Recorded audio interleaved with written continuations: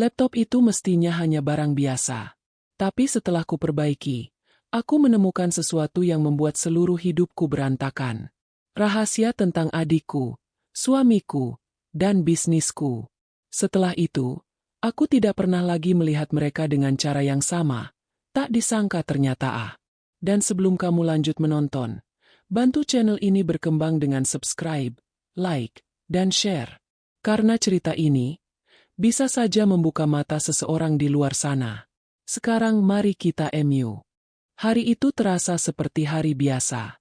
Aku, Alia, 29 tahun, sedang mengecek laporan bulanan bisnisku, sebuah brand fashion online yang sedang naik daun.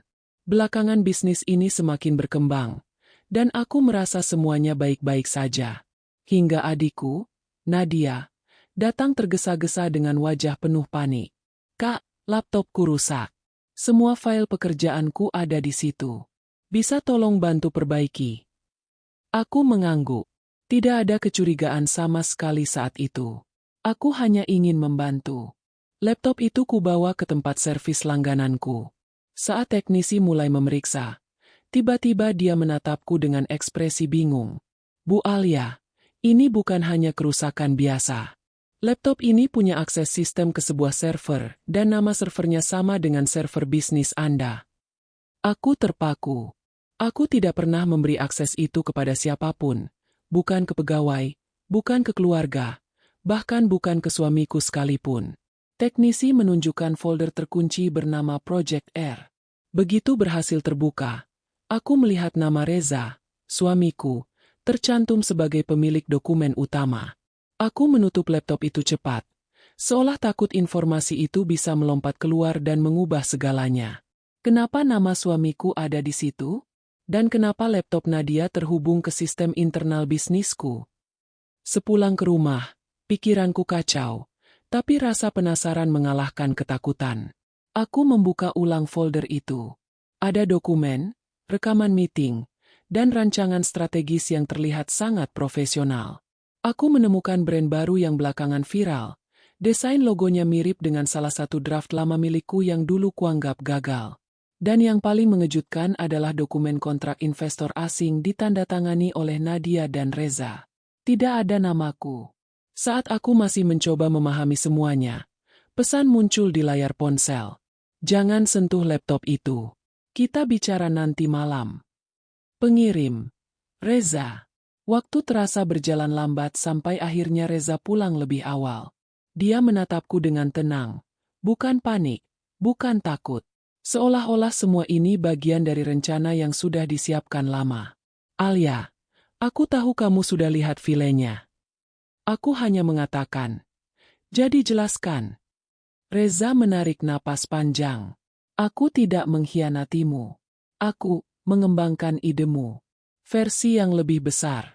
Nadia cuma bantu." Aku menyimaknya. Namun semakin dia bicara, semakin ada sesuatu yang tidak sesuai. Jika ini hanya ekspansi bisnis, kenapa aku tidak dilibatkan? Kenapa dibuat rahasia? Lalu Reza mengeluarkan sebuah map, menaruhnya di meja. "Kamu harus lihat ini sebelum kamu marah." Map itu berisi dokumen legal dengan tanda tangan. Aku, Nadia, dan seseorang bernama Raffi. Nama yang sudah bertahun-tahun menghilang dari hidupku. Raffi ingin kembali. Dan dia punya hak dalam bisnis ini sejak awal. Aku merasa lantai di bawahku goyah. Raffi adalah mantan partner bisnis yang dulu tiba-tiba menghilang saat perusahaan baru mulai tumbuh. Aku mengira ia menyerah. Aku mengira ia tidak lagi terlibat. Ternyata, bukan begitu. Reza menatapku dalam-dalam. "Alia, kamu tidak tahu semuanya. Bisnis ini bukan sepenuhnya milikmu. Jika dulu aku berpikir rahasia terbesar adalah kolaborasi diam-diam antara suami dan adikku, ternyata kenyataannya jauh lebih besar, lebih rumit, dan lebih dekat dengan masa laluku daripada yang pernah kubayangkan." Aku menutup map itu perlahan, mencoba memahami kalimat yang barusan keluar dari mulut Reza. Rasanya seperti membaca masa lalu dan masa kini dalam satu halaman yang sama, sementara masa depanku diseret tanpa persetujuanku. Aku menatap Reza lama. "Kenapa baru sekarang kamu bicara? Tanyaku pelan. Reza tidak langsung menjawab. Dia berjalan ke dapur, menuang air ke gelas kaca, lalu kembali duduk di depanku. Gerakannya tenang, terlalu tenang untuk seseorang yang baru saja tertangkap menyimpan rahasia besar. Alia, kamu selalu bekerja keras sendiri. Kamu selalu ingin mengontrol semuanya. Saat Raffi pergi dulu, kamu berubah. Kamu jadi orang yang tidak ingin diberi masukan. Aku takut kalau aku bicara, kamu tidak akan mengizinkan proyek ini berjalan. Aku mendengarkan. Kata-katanya terasa rapi, seperti sesuatu yang sudah ia latih di depan cermin. Jadi kamu memilih diam. Suaraku terdengar lebih dingin dari yang kuinginkan. Bukan begitu, jawabnya. Aku memilih waktu yang tepat. Dan sekarang waktunya. Kalimat itu membuatku merinding. Seolah-olah aku bagian dari rencana, bukan pemiliknya. Aku menyandarkan punggungku, mengatur napas. Apa Nadia tahu ini sejak awal? Reza mengangguk perlahan. Dia tahu kamu sedang stres dengan ekspansi bisnis. Jadi dia mau membantu dari belakang layar. Jangan marah padanya. Dia hanya ingin membantu. Aku terkekeh pelan. Bukan karena lucu, tapi karena rasanya absurd. Lucu. Jadi semua orang membantu bisnisku, kecuali aku.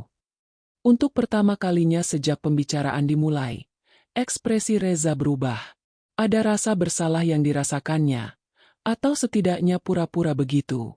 Alia, kami melakukannya untuk kamu, untuk masa depan perusahaan, untuk sesuatu yang lebih besar dari apa yang ada sekarang.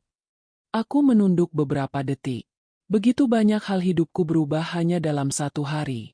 Semua yang selama ini kupikir ku kendalikan, ternyata bergerak di luar pengetahuanku. Dan yang membuat semuanya lebih aneh. Mengapa nama Raffi kembali sekarang? Saat aku masih tenggelam dalam pikiranku, notifikasi baru masuk ke ponselku. Aku menatap layarnya. Satu pesan. Satu nama. Evi. Pesannya singkat. Kita harus bicara. Jangan percaya siapapun dulu, termasuk mereka. Jantungku berdegup keras. Reza melihat ekspresi wajahku berubah dan bertanya, "Ada pesan penting?" Aku menyembunyikan ponselku secara refleks. "Bukan apa-apa," jawabku cepat. Aku bangkit, berjalan menuju kamarku dengan alasan ingin istirahat. Tapi sejujurnya, aku hanya butuh menjauh. Saat pintu kamar tertutup, aku bersandar pada dinding. Dua hal kini jelas. Pertama, aku sudah masuk ke dalam permainan yang sejak lama bergerak dalam diam. Dan kedua, aku bukan pemegang kendalinya. Jika laptop itu tidak rusak, aku tidak akan tahu apapun. Tapi sekarang, semakin aku tahu, semakin aku curiga. Siapa sebenarnya yang membangun bisnis ini dari awal? Aku. Atau mereka? Sejak malam itu, suasana rumah berubah menjadi seperti ruang tunggu tanpa kepastian. Reza berusaha bersikap normal, tetapi ucapannya semalam terus berputar di kepalaku. Dia akan datang. Nama itu, Raffi, membuat masa lalu yang sengaja kubiarkan terkubur mulai bergerak kembali ke permukaan. Keesokan paginya, aku bangun lebih awal dari biasanya. Aku duduk di ruang kerja dengan laptopku, sementara laptop Nadia masih tersimpan di laci, terkunci rapat. Aku mulai membuka file lama, foto-foto awal perkembangan brandku, catatan rapat, draft ide pertama. Semuanya terlihat jelas, kecuali satu periode. Ada celah. Hampir 4 bulan dalam timeline membangun usaha. Kosong. Menghilang. Tidak ada dokumen. Tidak ada foto. Tidak ada rekaman rapat. Aku mulai bertanya pada diri sendiri. Apakah aku benar-benar lupa? Atau ada sesuatu yang membuat aku melupakan? Sebelum pikiranku semakin jauh, dering bel pintu memecah keheningan. Aku berdiri. Reza belum bangun. Aku berjalan menuju pintu perlahan, membuka hanya sedikit, cukup untuk melihat siapa di depan. Dan di sana, berdiri tenang, seseorang yang tidak kusangka akan kembali. Raffi. Waktu jelas telah mengubahnya. Namun tatapan matanya masih sama, tajam, tenang, menghitung. Seolah dia selalu 3 langkah lebih dulu dariku. Alia. Ia menyebut namaku tanpa ragu, seolah tak pernah ada jeda 5 tahun di antara kami. Aku menelan ludah. Kamu tidak seharusnya di sini. Dia tersenyum kecil. Aku seharusnya datang jauh lebih cepat. Aku membuka pintu lebih lebar, meski tidak yakin apa alasannya. Raffi melangkah masuk. Ia melihat sekeliling rumahku, lalu berkata pelan, "Tempatmu lebih besar dari yang kubayangkan." Tapi suasananya tidak sama. Aku menatapnya tajam. "Katakan saja tujuanmu." Raffi duduk tanpa diminta. Sikapnya bukan arogan, tapi seperti seseorang yang merasa punya hak di tempat ini. "Alia," katanya perlahan, "kamu kehilangan sebagian cerita ini. Dan sebelum semuanya memburuk, kamu harus mendengarnya dari aku." Kalimat itu membuat dadaku mengencang. "Aku tidak butuh penjelasanmu," jawabku cepat. "Bisnisku milikku. Aku yang menjalankannya. Kamu yang menghilang." Raffi menatapku, tidak terganggu. "Aku pergi bukan karena aku ingin pergi. Ada alasan. Dan kamu tahu itu." Aku mengerutkan dahi. Aku tahu. Aku mencoba merangkai memori. Namun semakin aku mencoba, semakin terasa seperti sesuatu menghalangi aksesnya. Seolah memori itu terkunci, bukan hilang. Raffi melanjutkan pelan. Suaranya stabil. "Kamu lupa karena kamu memilih lupa. Karena waktu itu, jika kamu mengingatnya, kamu tidak akan bisa melanjutkan hidup." Aku menatapnya, bingung dan frustrasi. "Apa yang aku lupakan?" Ia menjawab tanpa jeda, "Bahwa bisnis ini dimulai oleh kita bertiga. Kamu, aku, dan Nadia." Aku membeku. "Nadia?" Sebelum aku sempat bertanya, suara langkah terdengar dari tangga. Reza muncul. Wajahnya langsung berubah ketika melihat tamu tak diundang itu. "Raffi," katanya dingin, "kamu datang lebih cepat dari yang direncanakan." Raffi berdiri. "Tidak ada lagi rencana rahasia. Reza, Alia harus tahu semuanya. Sekarang." Aku berdiri di antara mereka, merasa seperti ruang ini berubah menjadi arena negosiasi yang tidak kuminta. Reza menatapku. "Alia, jangan dengarkan dia. Dia selalu punya agenda sendiri." Raffi menjawab santai. "Dan kamu tidak." Keheningan tebal memenuhi ruangan. Kemudian Raffi menatapku lagi. "Alia, kamu harus memilih siapa yang kamu percaya. Tapi sebelum kamu memilih, kamu harus tahu satu hal terakhir." Aku menahan napas. Raffi mendekat, menatapku lurus. "Nadia tidak hanya membantu kami. Dialah orang pertama yang menyetujui merger bisnis tanpa izinmu." Dunia seperti berhenti sejenak. Aku merasa seluruh fondasi yang kubangun runtuh tanpa suara. Nadia, adikku sendiri. Jika Nadia terlibat sejak awal, maka pengkhianatan ini bukan dimulai oleh Reza, tapi oleh seseorang yang selama ini paling ingin kulindungi. Malam itu terasa lebih panjang dari biasanya. Lampu-lampu rumah menyala, tapi rasanya seperti semuanya telah berubah menjadi ruang asing yang mengamatiku. Aku duduk di tepi tempat tidur sambil memegang ponsel. Nama Raffi masih ada di layar, seolah menunggu respon. Tanganku hampir mengetik balasan, tapi kemudian aku berhenti. Jika selama ini aku dikelilingi rahasia, membalas pesan itu tanpa pikir panjang bisa saja menjerumuskanku lebih dalam. Aku memutuskan untuk diam sementara. Beberapa menit berlalu sebelum ketukan pelan terdengar di pintu kamar. "Alia, boleh aku masuk?" Suara Reza terdengar lembut, seolah semua yang terjadi hanyalah kesalahpahaman kecil. Aku menarik napas panjang. "Masuk." Pintu terbuka perlahan. Reza berdiri di sana dengan wajah yang sulit diterjemahkan, campuran ragu, penyesalan, dan sesuatu yang tidak bisa kupahami. "Aku tahu kamu marah, bingung, dan mungkin merasa dikhianati," katanya pelan. "Tapi tolong, jangan membuat keputusan sekarang. Biarkan semuanya dijelaskan dulu." Aku hanya menatapnya diam. Dia melanjutkan, "Raffi punya hak karena dia membantu membangun ide awal sebelum kamu memulainya sendirian. Dia menghilang bukan karena menyerah. Dia pergi karena ada sesuatu yang lebih besar terjadi waktu itu. Aku memicingkan mata. Dan kamu tahu semua itu. Reza menatap lantai sejenak sebelum menjawab. Ya, aku tahu sejak awal.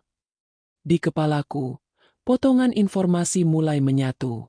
Raffi, suamiku, adikku, server rahasia, brand saingan, investor asing. Semua bukan kebetulan. Aku bertanya pelan. Berapa lama kamu menyembunyikannya? Reza menarik napas dalam-dalam. 5 tahun. 5 tahun. Lama sekali untuk sebuah rahasia yang melibatkan hidupku. Aku berdiri dan berjalan melewati Reza, ingin keluar dari kamar. Tapi sebelum aku membuka pintu, dia berkata sesuatu yang membuat langkahku berhenti. Kalau kamu menolak bekerja sama dengan kami, perusahaanmu akan kehilangan hak legalnya. Aku membeku. Mataku perlahan menatapnya. Apakah itu ancaman? Tanyaku pelan. Reza menggeleng cepat. Bukan ancaman. Peringatan. Ada dokumen tambahan yang kamu belum lihat. Kamu tidak pernah sepenuhnya pemilik tunggal bisnis itu sejak awal. Kalimat itu terasa seperti palu yang menghantam pikiranku. Aku menahan napas. Tidak mungkin. Aku yang membangun semuanya. Aku yang memulai dari nol. Bisikku. Reza menatapku pelan. Benar. Tapi ide dasarnya, konsep inti, desain pertama, dan prototipe awal, bukan milikmu. Aku menggeleng pelan. Tidak percaya. Tidak. Itu tidak benar. Tapi sesuatu di dalam diriku, yang ku benci, mulai meragukan ingatanku. Ada masa-masa dalam perjalanan bisnis itu yang kabur, samar, seperti ada bagian yang hilang atau sengaja kuhapus dari ingatan. Seolah Reza bisa membaca pikiranku. Dia berkata, kamu tidak ingat karena kamu memilih untuk tidak mengingatnya. Alia. Aku merasakan jantungku berdegup lebih cepat. Aku akhirnya keluar ruangan dan berjalan ke ruang tamu. Aku butuh udara, jarak, apapun yang memberiku ruang berpikir. Saat aku hendak membuka pintu rumah, sebuah suara dari belakangku membuat tubuhku membeku. Alia, Raffi ada di kota ini. Dan dia akan datang. Aku pelan menoleh. Datang untuk apa? Reza menjawab tanpa keraguan. Untuk mengambil kembali apa yang dulu dia tinggalkan. Jika semuanya benar, lalu selama ini apa yang kujalani? Apakah ini bisnis milikku? Atau hanya potongan puzzle yang sengaja mereka tunggu sampai lengkap untuk akhirnya direbut? Nama Nadia kini menjadi pusat pikiranku. Semakin aku mencoba menenangkan diri, semakin pikiran itu menusuk. Adikku sendiri, orang yang selama ini kukira hanya membutuhkan bantuanku, ternyata mungkin sudah bergerak jauh sebelum aku tahu apa yang sebenarnya terjadi. Raffi masih berdiri di ruang tamu, sementara Reza kini bersandar di dinding.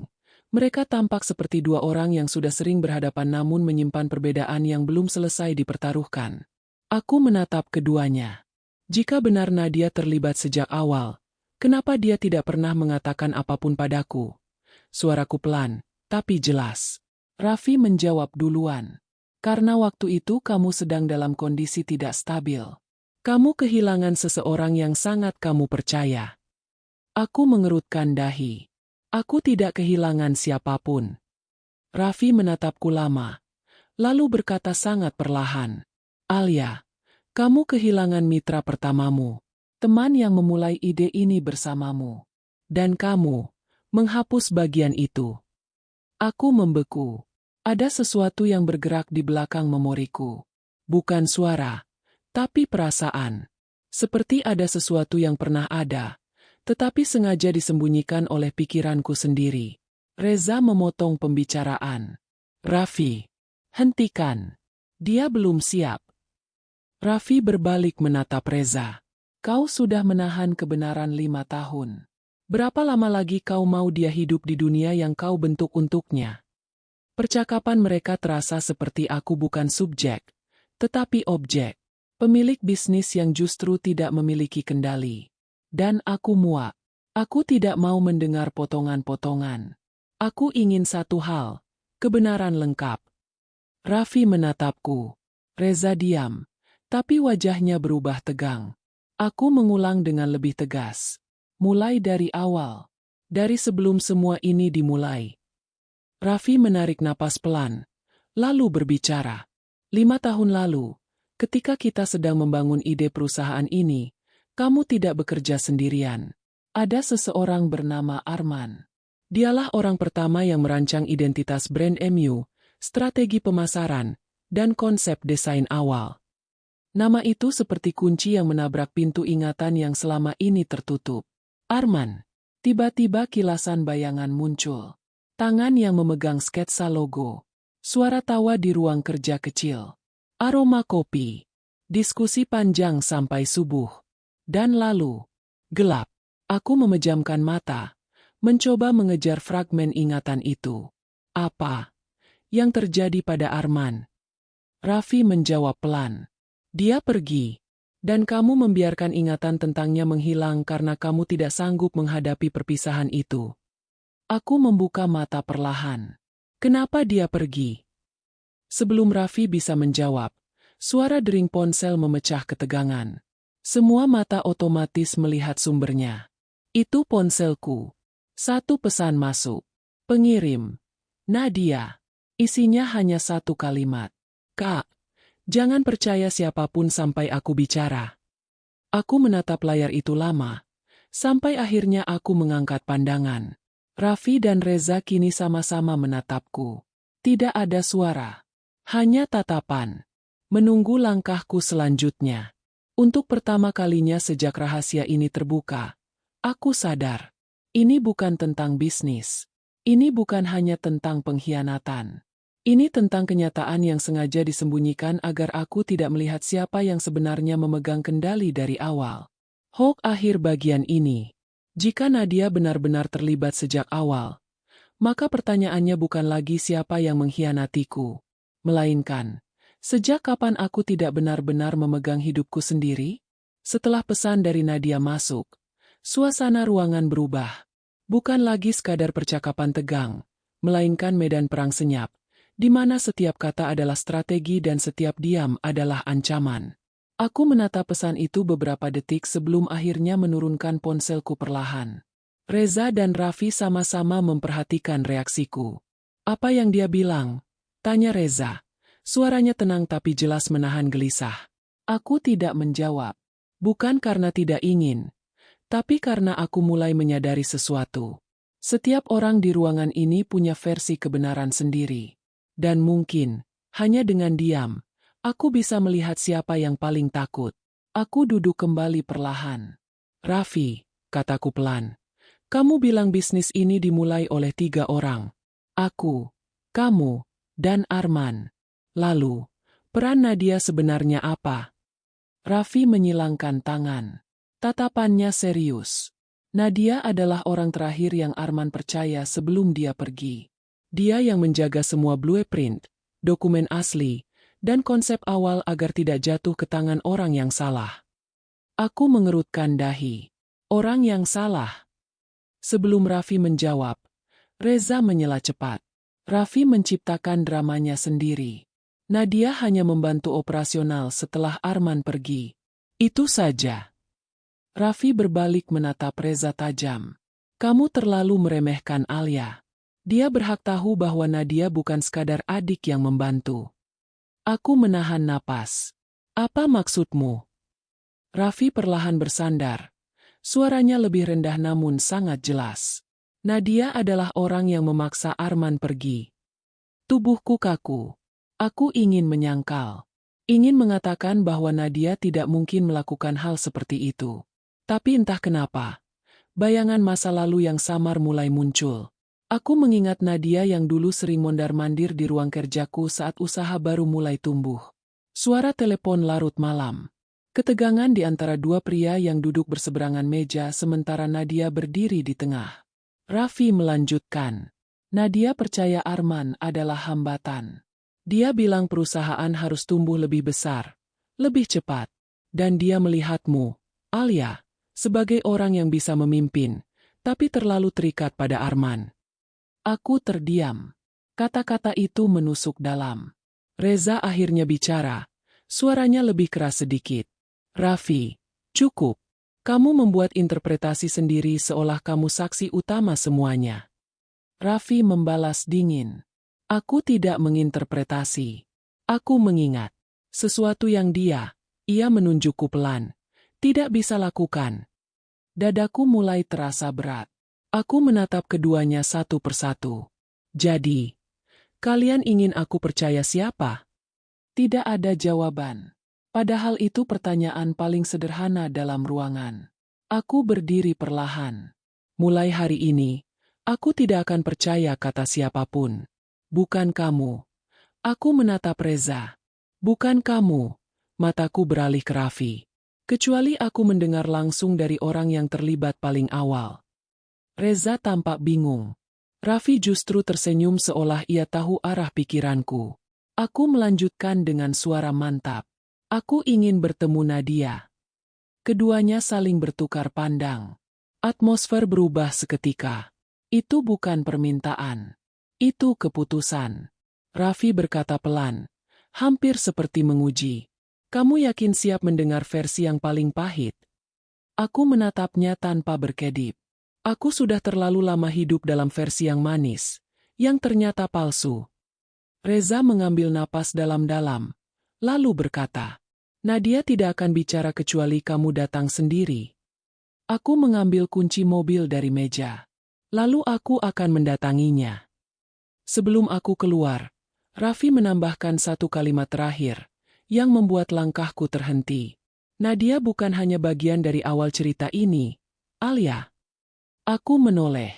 Dia adalah alasan kamu melupakan semuanya. Dunia terasa kembali berputar pelan. Dan untuk pertama kalinya sejak semuanya dimulai, aku sadar, perjalanan ini bukan sekadar mencari siapa yang mengkhianatiku. Ini tentang menemukan apa yang mereka sembunyikan dariku, tentang diriku sendiri. Jika Nadia benar-benar memiliki kunci masa lalu yang hilang, maka kebenaran tidak hanya akan mengubah hubunganku dengannya, tetapi mungkin juga mengubah identitasku sebagai pemilik bisnis ini. Perjalanan menuju apartemen Nadia terasa panjang meskipun jaraknya sebenarnya tidak jauh. Jalanan kota tampak biasa saja, tapi pikiranku tidak. Setiap detik terasa seperti langkah menuju sesuatu yang tidak bisa lagi kuhindari. Aku mematikan mesin mobil tepat di depan gedungnya. Tanganku sempat ragu menyentuh gagang pintu. Bukan karena takut, tapi karena untuk pertama kalinya, aku tidak yakin apa yang akan kutemukan. Jawaban atau luka yang lebih dalam. Lift bergerak naik pelan. Suara mekaniknya terdengar jelas, seperti hitungan mundur. Saat sampai di lantai Nadia, jantungku berdegup lebih cepat dari langkahku. Aku mengetuk pintu 3 kali. Tidak ada jawaban. Aku mengetuk lagi, sedikit lebih keras. Beberapa detik kemudian, pintu terbuka perlahan. Nadia berdiri di sana dengan kaus longgar dan wajah lelah. Bukan ekspresi orang yang ketakutan, lebih seperti seseorang yang sudah tahu aku akan datang. Wajah kami bertemu. Sini. Lalu Nadia mengangguk pelan. Masuk, Kak. Apartemennya rapi. Terlalu rapi. Tidak ada foto, tidak ada dokumen terlihat. Seolah ini bukan tempat tinggal, melainkan tempat menunggu. Aku duduk di sofa. Nadia duduk di depanku. Matanya menatapku penuh kehati-hatian.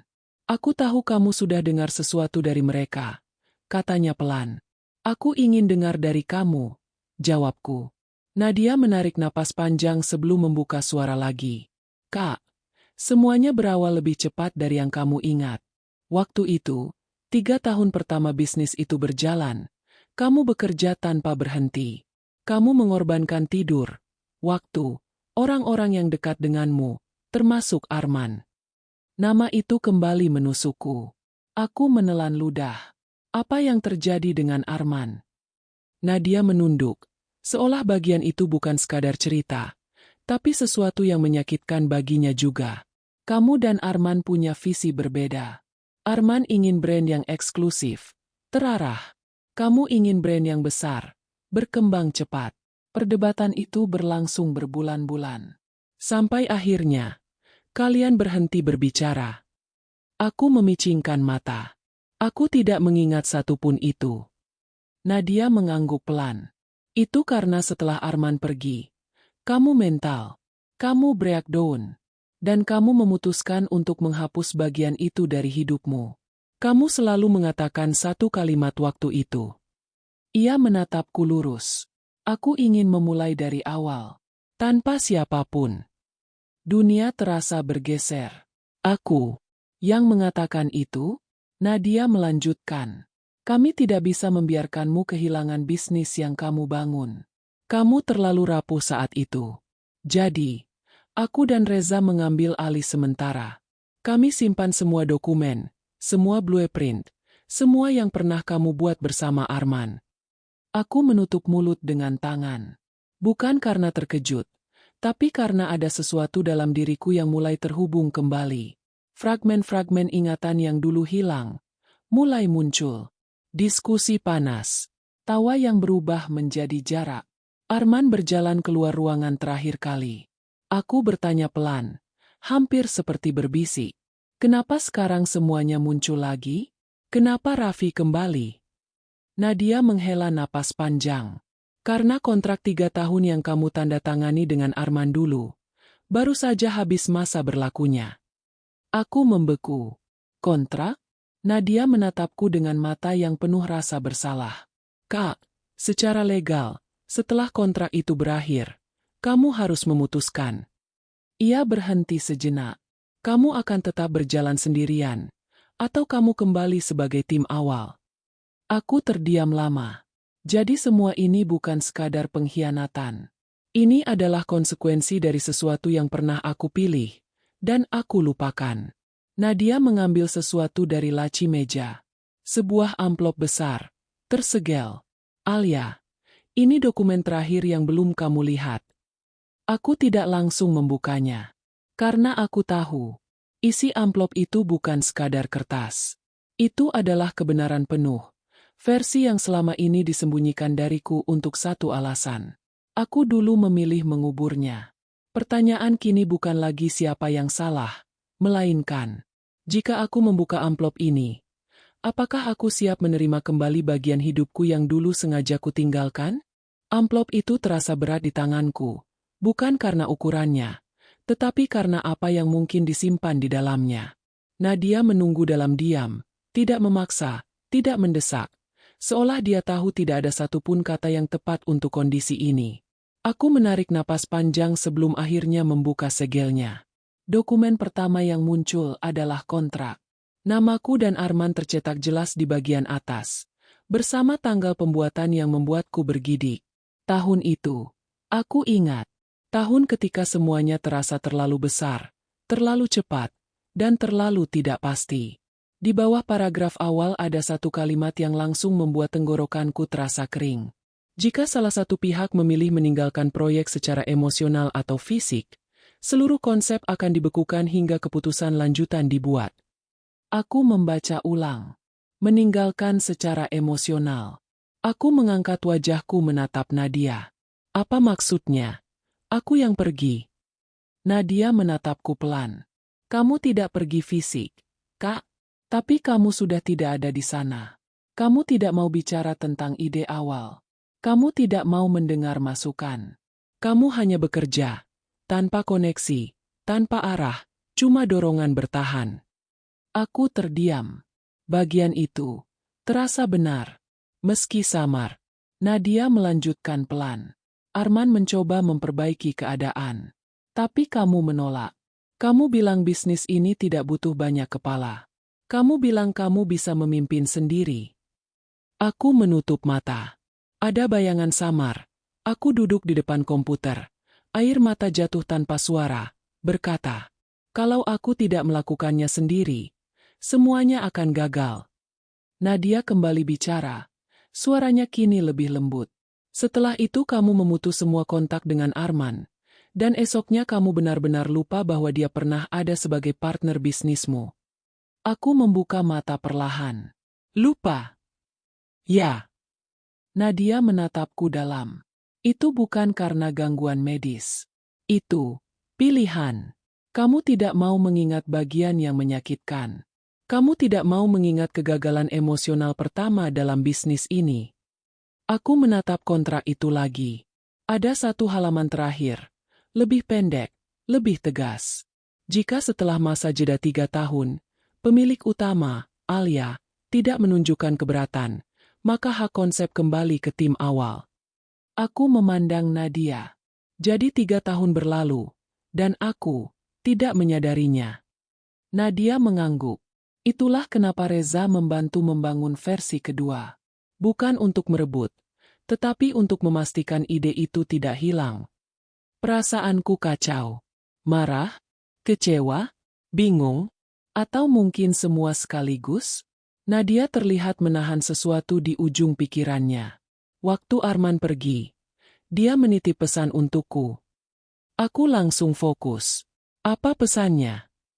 Nadia menelan ludah, lalu mengatakan kalimat itu dengan pelan, hampir seperti doa yang diulang bertahun-tahun. Jika suatu hari Alia ingin mengambil kembali apa yang dia tinggalkan, jangan paksa dia mengingat. Biarkan dia memilih. Ruangan terasa hening. Aku tidak tahu apakah aku harus merasa lega karena diberikan pilihan, atau merasa hancur karena ternyata selama ini aku menjalani separuh hidupku tanpa tahu sejarah lengkapnya. Nadia menatapku lagi. Kak, proyek itu bukan tentang pengkhianatan. Itu tentang melanjutkan sesuatu yang tidak selesai. Aku menutup amplop itu perlahan. Sekarang aku tahu. Kebenaran bukan datang untuk menghukumku. Kebenaran datang untuk menagih keputusan yang dulu kutunda. Aku berdiri dari sofa. Nadia ikut berdiri, namun tidak bergerak mendekat. Aku berkata pelan tapi tegas. Jika benar aku dulu memilih lupa, sekarang aku harus memilih apakah aku ingin mengingat. Nadia mengangguk. Pelan. Di kepalaku, bayangan Reza dan Raffi kembali muncul. Masing-masing dengan agendanya. Masing-masing dengan versinya. Tapi untuk pertama kalinya sejak semua ini dimulai, aku tidak merasa berada di antara mereka. Aku merasa berada di tengah keputusan paling penting dalam hidupku. Untuk melanjutkan bisnis ini, dan hidupku, aku harus memilih antara masa lalu yang kembali menuntut, atau masa depan yang belum tentu menerima. Dan pilihan itu ada di tanganku. Asi. Setelah meninggalkan apartemen Nadia, aku tidak langsung pulang.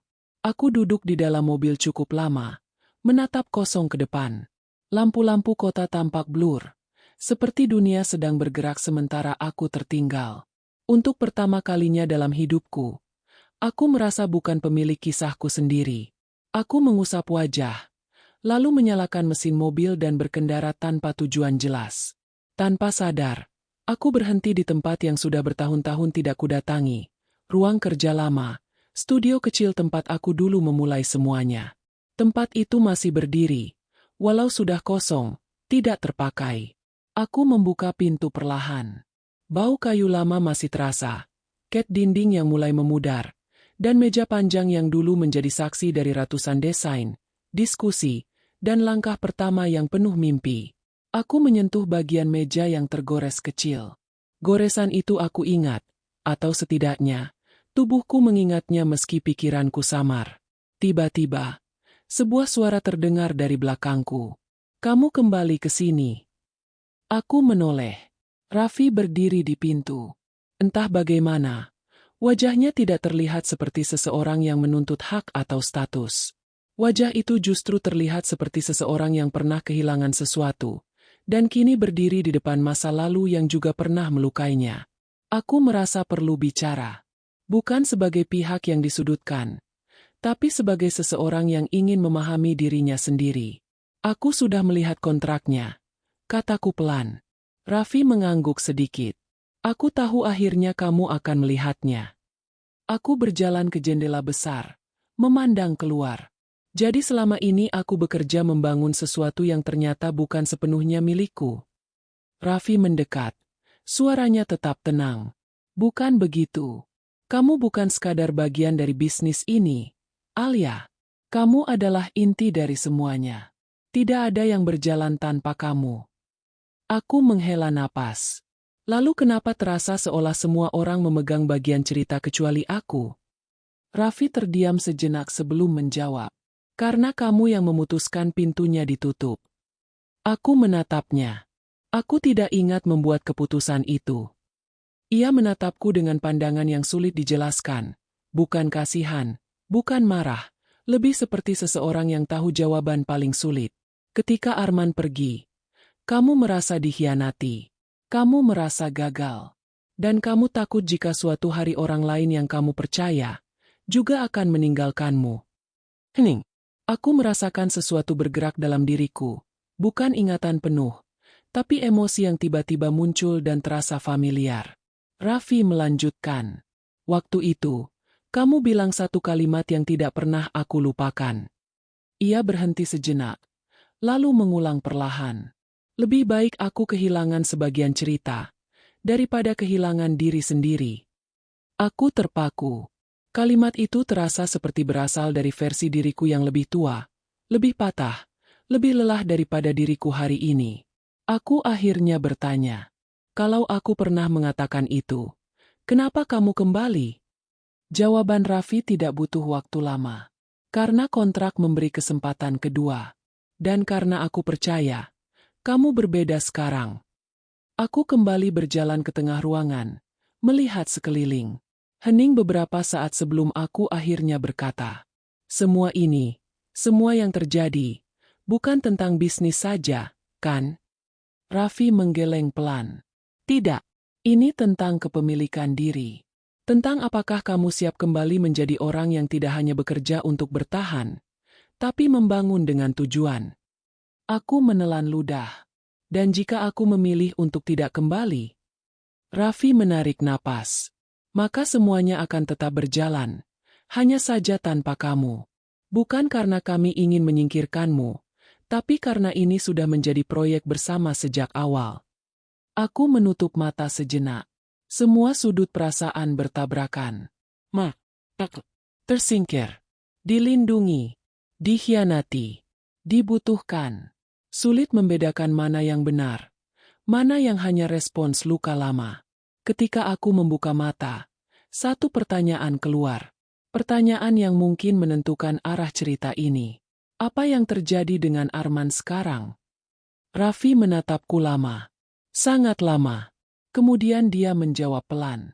Alia, Arman tidak pergi karena pilihan.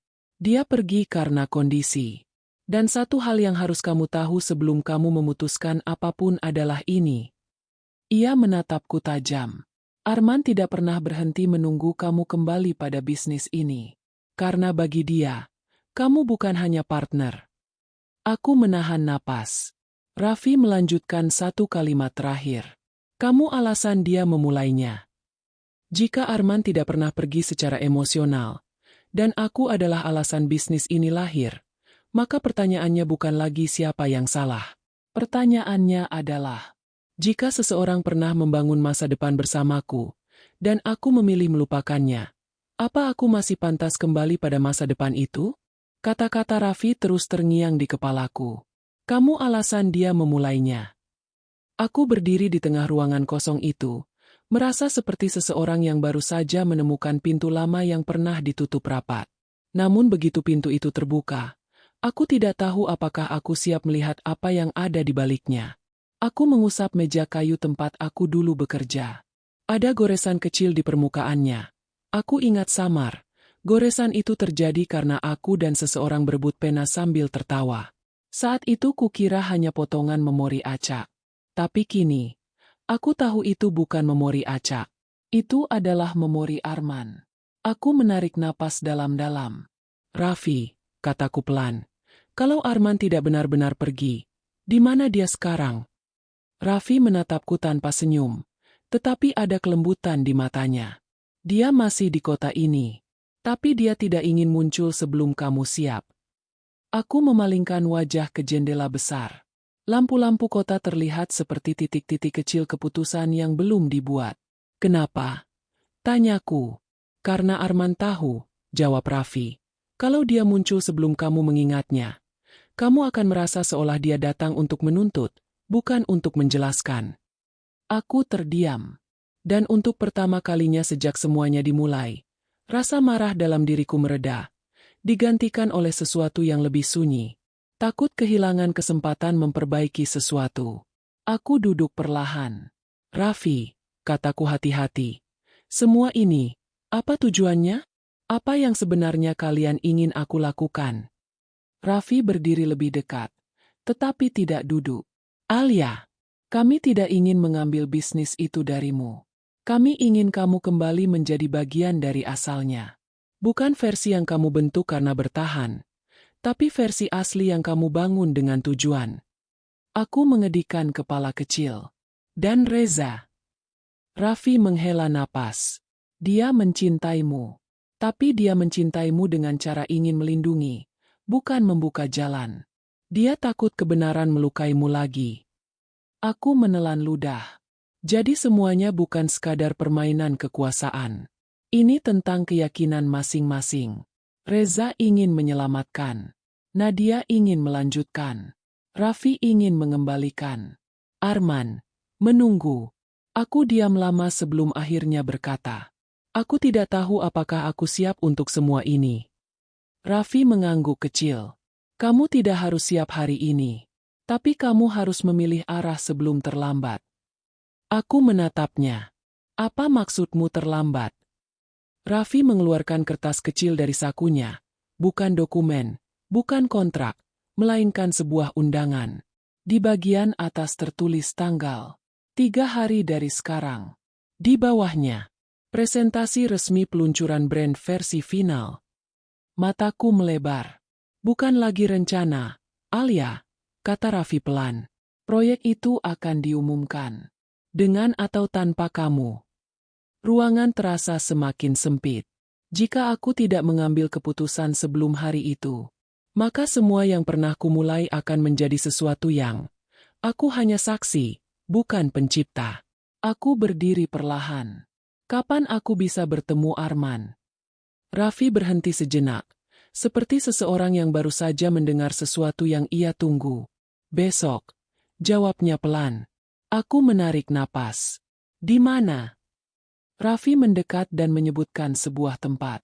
Tempat yang membuat seluruh tubuhku merespons sebelum pikiranku sempat mengolahnya. Sebuah kafe kecil. Kafe yang dulu tempat brainstorming pertama kami. Aku memejamkan mata sejenak. Ini bukan lagi tentang rahasia. Ini tentang memilih. Apakah aku akan kembali menjadi bagian dari cerita yang pernah kubangun? Atau tetap menjadi versi diriku yang berjalan sendiri? Dan kehilangan asalnya? Ketika aku membuka mata, satu hal menjadi jelas.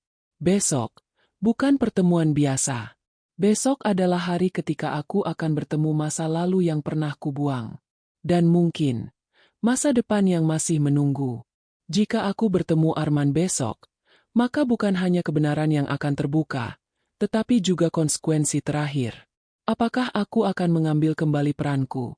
Atau kehilangan semuanya selamanya? Pagi berikutnya terasa berbeda. Bukan karena cahaya matahari atau udara di luar berubah, tetapi karena aku tahu hari ini bukan hari biasa. Hari ini aku akan bertemu seseorang yang pernah menjadi bagian penting dari perjalanan yang bahkan tidak lagi kuingat dengan utuh. Aku bersiap dalam diam. Tidak ada musik, tidak ada kebiasaan pagi yang biasa kulakukan. Fokusku hanya pada satu tujuan yang sudah kutahu sejak semalam. Pertemuan itu. Saat aku hendak keluar dari rumah, Reza berdiri di dekat meja makan. Seolah dia sudah menunggu sejak lama. "Kamu mau kemana?" tanyanya pelan. Aku menjawab tanpa berputar. "Aku akan bertemu Arman." Reza menutup matanya sejenak. Bukan marah, bukan panik, tetapi seperti seseorang yang tahu bagian ini tidak bisa dicegah. "Alia, kalau kamu bertemu dia, semuanya akan terbuka. Termasuk hal-hal yang mungkin kamu harap tetap terkubur." Aku menatapnya. Semua sudah mulai terbuka. Reza. Yang tersisa hanya apa yang belum kubiarkan keluar. Reza mendekat. "Aku tidak takut kamu tahu kebenarannya. Aku hanya takut kamu tersesat di dalamnya." Aku berhenti sejenak, lalu bertanya pelan. "Jawab aku satu hal saja. Apakah selama ini kamu berdiri di sisiku, atau di sisi proyek itu?" Reza butuh beberapa detik untuk menjawab. "Alia, aku berdiri di sisimu. Bahkan ketika kamu tidak tahu apa yang sebenarnya kamu perjuangkan." Jawaban itu tidak memberikan penyelesaian, tetapi memberikan sesuatu yang lebih penting. Kejujuran akhirnya muncul. Aku meninggalkan rumah tanpa kata lain. Kafe itu berada di ujung jalan kota, tersembunyi di antara dua bangunan tua. Ketika aku memasuki ruangannya, bau kopi dan kayu hangat menyambutku. Tempat itu tidak berubah banyak. Dan di sudut ruangan, seseorang duduk membelakangi pintu. Bahunya, posturnya, bahkan cara ia duduk, semuanya terasa familiar, meski pikiranku tidak sepenuhnya mengingat. Aku mendekat perlahan. Ketika aku hampir sampai, orang itu berdiri, pelan, tanpa tergesa, tanpa ragu. Lalu ia menoleh. Arman. Waktu berubah banyak hal, tapi tidak ekspresi matanya. Tenang, fokus, dan penuh sesuatu yang sulit diterjemahkan. Bukan rindu, bukan marah, lebih seperti seseorang yang pernah kehilangan sesuatu dan kini melihatnya kembali. Alia, katanya pelan. Suara itu, seperti kunci membuka pintu dalam diriku. Aku duduk. Dia ikut duduk. Tidak ada kata pertama yang mudah. Akhirnya aku berkata, "Aku dengar kamu pergi karena aku." Arman menatapku lama sebelum menjawab. "Bukan karena kamu, tapi karena kamu tidak tahu lagi siapa yang kamu perjuangkan." Aku menelan ludah. Dan sekarang, Arman menghela napas pelan. "Alia, aku tidak kembali untuk merebut sesuatu darimu. Aku tidak kembali untuk memaksamu mengingat apa yang dulu kamu hapus. Aku kembali karena sesuatu yang lain." Aku menunggu. Arman menatapku lurus. "Aku kembali karena waktunya selesai. Kontrak sudah habis. Dan keputusan ada di kamu." Aku mengangguk. Aku tahu. Kemudian Arman berkata satu kalimat yang menghentikan seluruh ruang dalam diriku. "Jika kamu memilih untuk kembali memimpin bersama, kamu tidak hanya mengambil bisnis itu kembali. Kamu juga mengambil kembali bagian dirimu yang pernah kamu tinggalkan." Hening. Aku merasakan sesuatu mengalir. Bukan air mata, tetapi kejelasan. Arman melanjutkan. "Jika kamu memilih berjalan sendiri, kami tidak akan menghentikanmu. Tapi kamu harus tahu, bisnis itu bukan lagi sekadar brand. Itu adalah identitas yang kamu bangun bersama orang lain." Aku tidak langsung menjawab. Aku menatap secangkir kopi yang kini disajikan di mejaku. Aroma itu, memori itu, ruang ini. Aku berpikir bukan sebagai seseorang yang dikhianati, tetapi sebagai seseorang yang baru sadar bahwa selama ini aku berjalan tanpa bagian dari diriku. Akhirnya aku bertanya, "Arman, kalau aku kembali, apakah semuanya akan seperti dulu?" Jawaban Arman tenang, tapi tegas. "Tidak, itu tidak pernah menjadi tujuannya." Aku menatapnya. "Kalau begitu, apa tujuannya?" Arman tersenyum tipis, senyum yang tidak mengharapkan jawaban, tetapi memberi arah. "Untuk membuat versi terbaik dari apa yang pernah kita mulai." Aku terdiam. Karena untuk pertama kalinya sejak rahasia ini terbuka, aku merasa bukan ditekan, bukan didorong, tetapi diberi ruang untuk memilih. Sekarang, yang tersisa hanya satu pertanyaan. Apakah aku siap kembali? Bukan sebagai seseorang yang terluka, tetapi sebagai seseorang yang akhirnya mengingat siapa dirinya?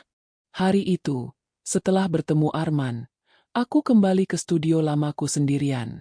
Ruangan itu yang dulu terasa seperti ruang kerja biasa, kini berubah menjadi tempat aku menemukan diriku kembali. Untuk pertama kalinya setelah semua rahasia terbuka, aku tidak merasa ditinggalkan. Aku merasa pulang. Aku menatap blueprint pertama brand yang dulu aku buat. Garis-garisnya masih ada, konsepnya masih sama, meski versi barunya sudah jauh berkembang. Dan di titik itu, aku sadar satu hal. Selama bertahun-tahun aku bekerja untuk membuktikan sesuatu. Bukan pada dunia, bukan pada pesaing, bukan pada pasar, tapi pada diriku sendiri. Aku mengambil pena, duduk di kursi itu, dan menandatangani satu hal yang kuinginkan. Bukan karena tekanan, bukan karena ultimatum, tapi karena untuk pertama kalinya, aku memilih dengan sadar.